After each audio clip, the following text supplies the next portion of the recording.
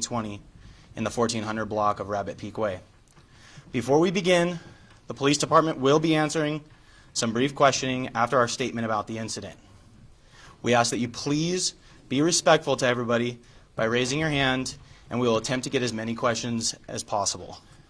At this time, I would like to introduce Chief Eddie Poost, the Chief of Police for the Hemet Police Department. Good afternoon. First and foremost, on behalf of the City of Hemet and the Hemet Police Department, our condolences go out to the family members of the 3 victims involved in this tragic incident. That's Wendy Lopez Ariza, 46 years old, Genesis Lopez Ariza, 21 years old, and Trinity Clyde, 18 years old. It's a tragic, horrific incident that's going to stay in the minds of the family members and friends forever. Also touched many community members.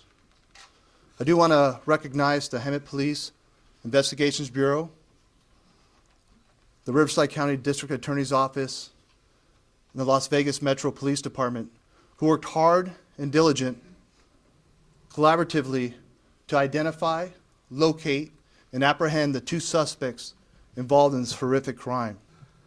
The 2 suspects are known as Jordan Guzman, 20 years old, a female roommate, her boyfriend, Anthony McLeod, 18 years old.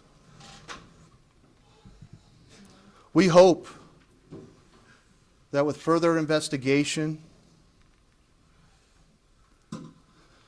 that prosecution and conviction, we could provide some type of closure for the family members and friends, to include community members that this has affected in our community.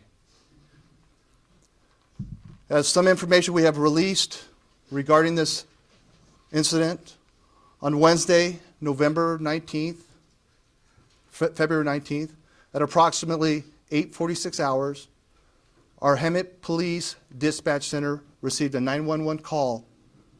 It was a medical aid for an unresponsive female covered in blood. Our officers, Hemet Fire Department medics, and an ambulance arrived on scene 4 minutes later, and were met with the father that resided at the residence and just returned home from work, who also called 911. The father was with one of his sons. The officers cleared the rest of the residence and located the other 2 victims, unbeknownst to the family members. During further investigation and information was provided that when the father got home, that the 2 suspects were in the residence and immediately left and stole a vehicle belonging to Trinity Clyde. During the investigation, information led these suspects or information to Las Vegas, where we contacted Las Vegas Metro Police Department, who assisted in locating the suspects. They saw them leave an apartment, got into the vehicle that was stolen, and they apprehended the 2 suspects. We had investigators and members from Riverside County District Attorney's Office travel to Las Vegas, where they interviewed the suspects. A search warrant was conducted for the residence that they left, and the vehicle was taken as evidence. At that time, our investigators returned back. The 2 suspects in custody are being held at Clark County Detention Center, waiting extradition. They're held on $2 million bail. Now I could answer any questions that anyone has. Why'd they do this? The understanding is there was a dispute over a rental agreement, and that's all I have to provide right now. And Jordan Guzman was a renter? Yes.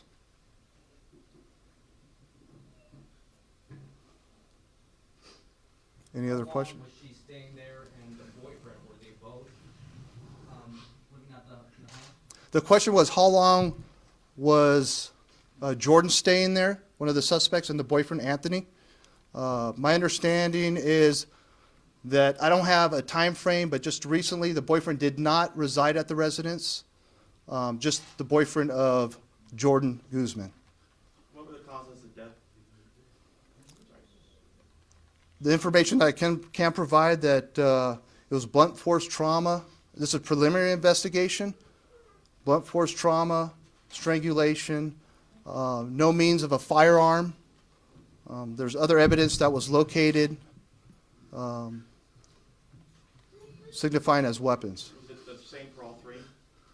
I don't have that information. Yes, sir. The rumor on the street around town is that there were knifings involved. That's where the puddle of blood came from. Can you confirm that? I can't confirm that there were lacerations or some type of stabbing. I don't know if it was knifings. There's going to be a lot of rumors out there. I'm providing you with information that we know to be true and that I could provide to you at this time. Is it $2 million each or $2 million for both? $2 million each. Yes, sir. Confirm you're saying Jordan was the one who had the agreement to stay there, and it was Anthony McLeod who was gone for a while and then had come back. The question was if Jordan, the suspect Jordan Guzman, was a roommate, and if Anthony McLeod was a roommate as well.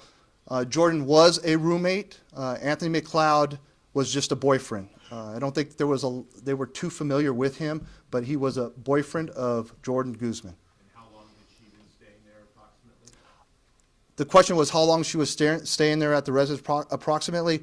I don't have an answer for that. Whose residence was it in Vegas where they were found? The question was whose residence in Vegas where the suspects were found. This is still ongoing investigation. I don't have that information. Was it that residence that tied you to their location? Yes, and it was in the I do have that. It was in the 1400 block of Charleston Boulevard in Las Vegas. Have they been extradited to Riverside County as yet? Not yet. They're being held. The question was, were they extradited to Riverside County? No, they weren't.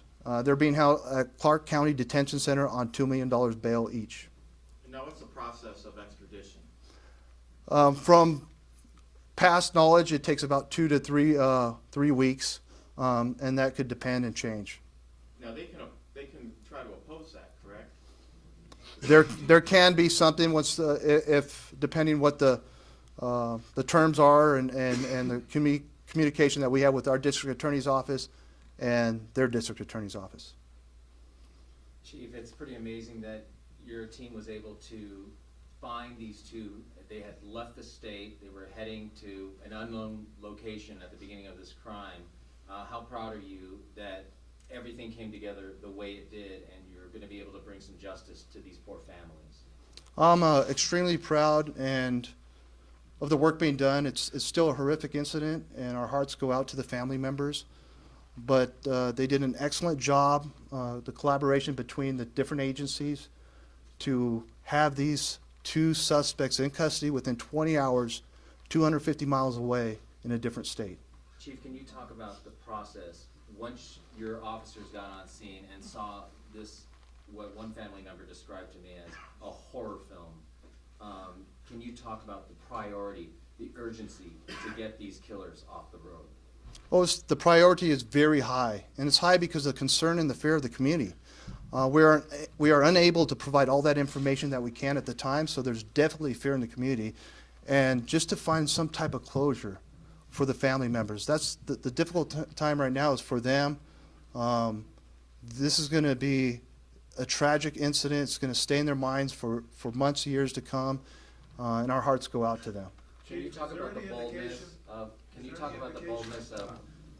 Can you talk Hold about on. the boldness of these suspects? Apparently, at least one family member, the oldest son, was possibly in his room listening to music or watching a movie with headphones on, and these murders were happening while there's a family member there. Can you talk about just how egregious that is and horrific that is? I'm sure everybody heard the question. That it is horrific, egregious.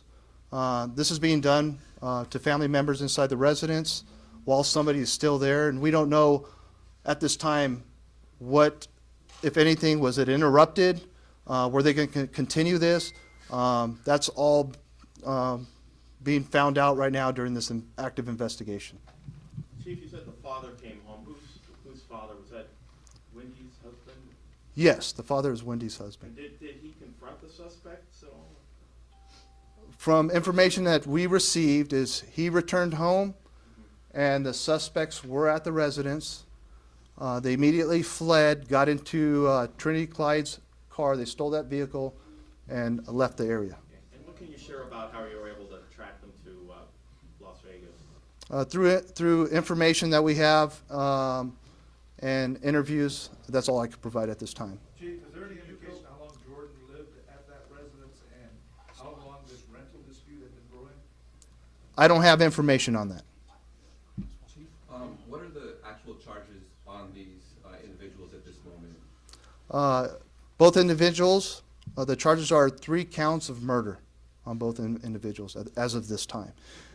Please understand, too, that anything that I didn't cover will be provided to you outside the doors with an updated press release, and that's everything that I'm trying to cover at this time. The older woman and one of the daughters, chief, one of the girls, had the same last name. Was that mother and daughter? Yes. Do they have any prior criminal history you can talk to us about? I have no information on that, and that'll be the final question. Chief, can you, real quick, can you talk about where the victims were located? From what I understand, the mother, Wendy, was upstairs in her room. Can you talk about the dynamics of how these murders took place and where they were in the house? It's a 2-story house, it's pretty big. Yeah, I'm sorry, I don't have that information. I can't provide that. Thank you. Thank you.